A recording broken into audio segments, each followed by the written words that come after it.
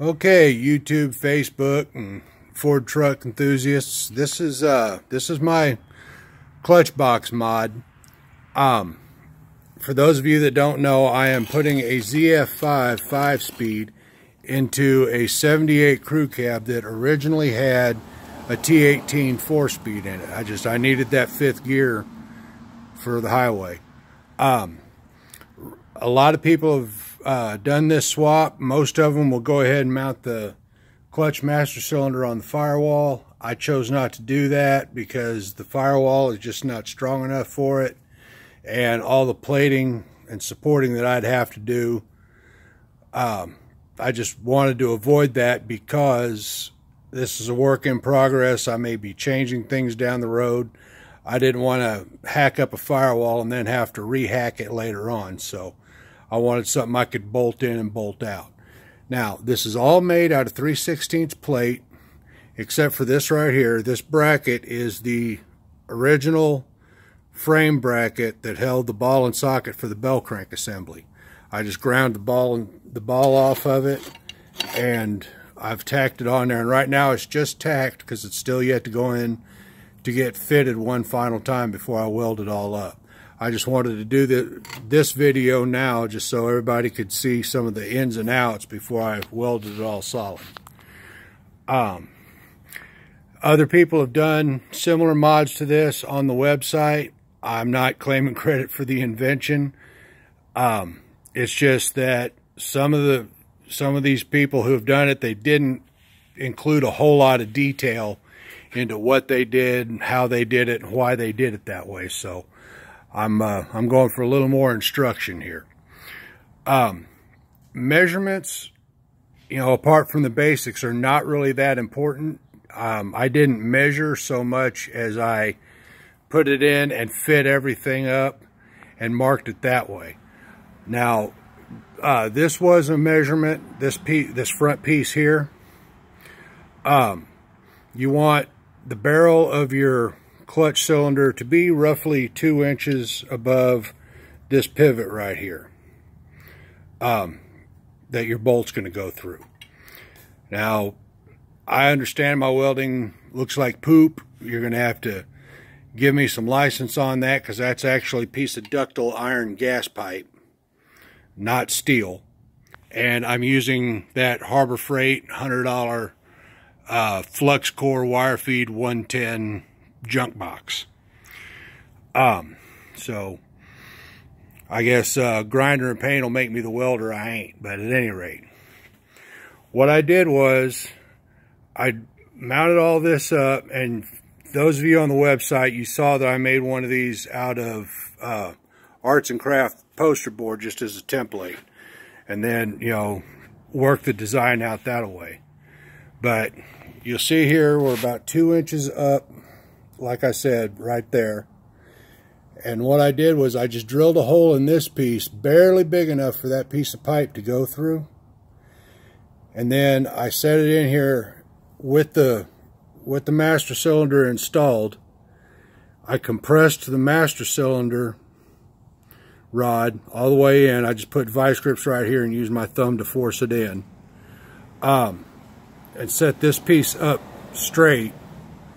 And then I marked through this linkage hole right here where I needed that hole to be drilled.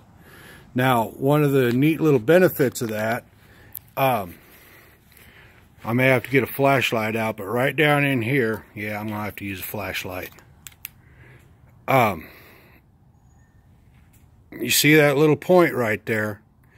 That's the end of this bracket right here, and what it does when it moves forward right to where this rod just almost bottoms out into the master cylinder, that hits the bottom of the bracket, and that acts as a stop. So that way you're not, every time you hit the clutch, you're not busting the bottom out of the master cylinder. That's how I laid that out. And then I got it bolted up, and when the cylinder relaxed all the way out, that's where I welded this. Now, this piece here, this is going to be for the clutch rod. And I'm going to do the same thing there. I'm going to bolt it in. I'm going to put the clutch rod through the hole here. And that's that's one part you want to be kind of particular of, because you're only dealing with 1.5 inches travel on the master cylinder and 2 inches of travel on the clutch rod. So, you know, there's not a lot of room for error there. So what you do, make sure you get your holes as tight as possible for the clutch rod and for that bolt.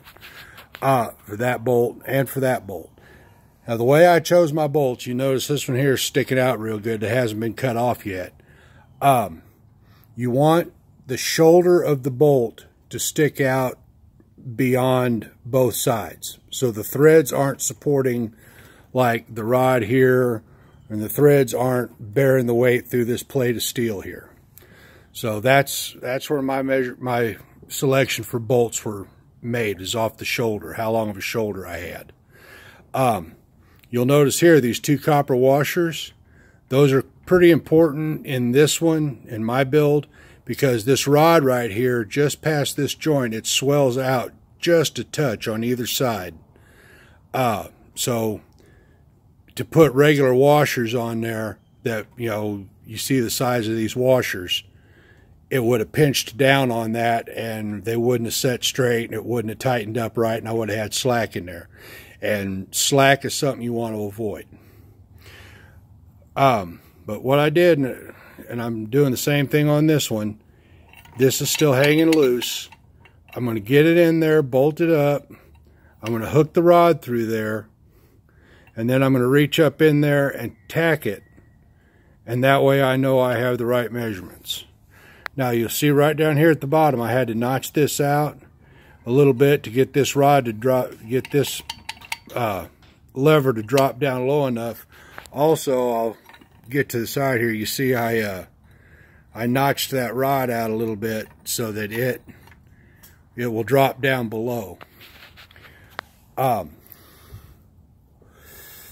This, you know, as far as money into the build, I've probably got less than 20 bucks in the whole box, in the whole assembly.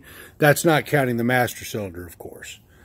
But, you know, the big piece of 3/16 plate, I got that at a junkyard for 4 bucks.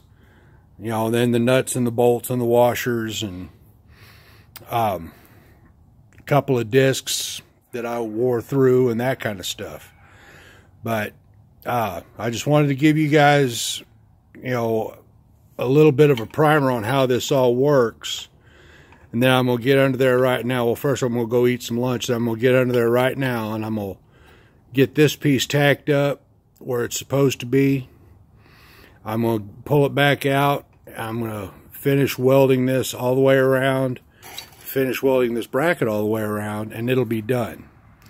Now, it's taken me a lot of time doing this because, you know, I didn't have a print to go off of, and I didn't really have a, you know, have a good picture in my head of exactly how it was going to work. I had to figure it out as I went. But hopefully this will help somebody in the future trying to do this. And, oh, there you go. Thanks for your time.